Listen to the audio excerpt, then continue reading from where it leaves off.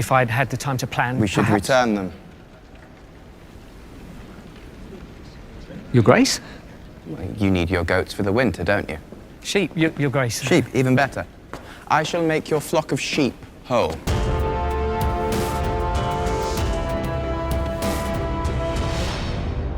Season 2 of House of the Dragon was full of character assassinations. Daemon descended into a black hole of muddled, useless visions, with the low point being a sex scene with his mother. Rhaenyra became an annoying, weak, and foolish leader who'd disappeared from her family and council twice. She tried to stop a war that had gone well beyond the negotiation stage and was all around unlikable. Speaking of unlikable, there was Aemond, who, after his attempt to kill his brother and then burning random towns, didn't show the same nuance that was hinted at in the season 1 finale, and became a stereotypical villain. The worst of all was Alicent, who inexplicably gave up her whole family to Rhaenyra as the writing devolved into fanfiction. Despite all of this, though, there was one character who did work. I saw him mentioned time and time again in the comments of my videos. Many people took to Aegon despite everything that happened in season 1 with him. Why? Well, despite all the heavy-handed attempts by the writers to make Rhaenyra seem right even when she was wrong, Aegon's evolution wasn't forced, but it was organic through an actual story arc. It's like what we saw in Game of Thrones with Jaime Lannister after he pushed Bran from the tower. Jaime first is defeated in battle, imprisoned, let go, and then he loses his hand. So despite his terrible act, he becomes sympathetic, particularly after he shows signs of changing by saving Brienne.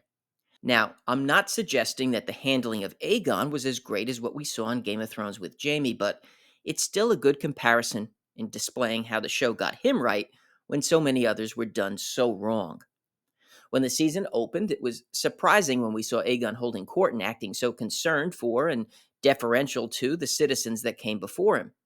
He was swayed so much by the people that Otto had to step in to put on the brakes. Perhaps we could just return his sheep. He came all this way. If you return one herd of sheep, Your Grace, you'll soon find them all at the foot of your throne expecting the same. They won't know.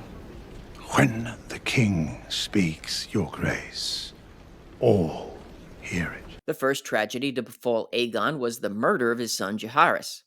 His mother couldn't even comfort him while he was mourning, which made him even more sympathetic to the audience. That was compounded too during this discussion between Alicent and Aegon. What would you have me do, Mother? Do simply what is needed of you. Nothing.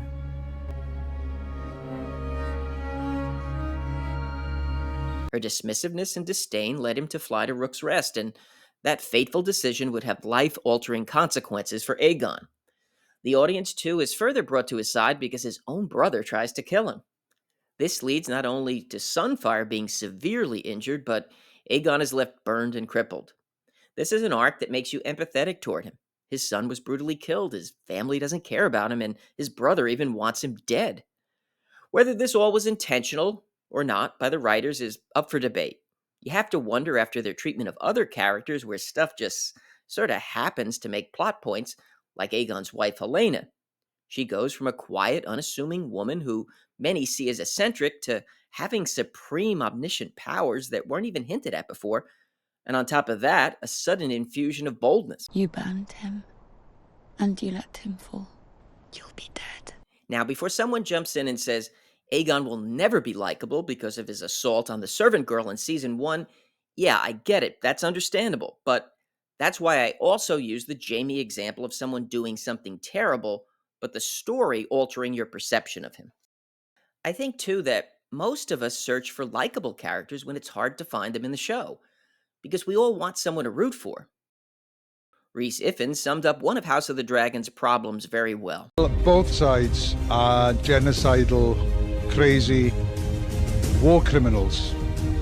So I think we should all enjoy seeing how they die. It's hard to run a series like that. We had many likable characters in the early seasons of Game of Thrones, and as far as House of the Dragon is concerned, for a while I liked Alicent because she was sympathetic after being forced into a marriage so young to the older and decaying Viserys. She was flawed and not a good mother, but you could understand where she was coming from after her upbringing and being just another pawn in her father's game. And that's why when we had this ridiculous scene with Rhaenyra at King's Landing, I just tried to forget it even happened and that Alicent didn't turn Rhaenyra in as she walked away. But then this final scene occurred, and every layer of her character was just stripped away, leaving her as a sad shadow of her book version and the one she had been through season 1 and most of season 2. So, yeah, just like I tried to ignore that scene with Alicent, I also compartmentalized what they did with Aegon in season 1. All of that wasn't necessary, and that action, that assault, just really doesn't fit in with the character we see in season 2 either, but then there's no making sense of the writing anymore. Still, despite all of that, whether by design or accident, they managed to create an arc for Aegon that was engaging and left many of us actually rooting for him. If you enjoyed this one, make sure to hit the like button. If you're interested in more on House of the Dragon and A Song of Ice and Fire, listen to Caraxes and subscribe. I want to thank everyone for watching, and I'll see you soon.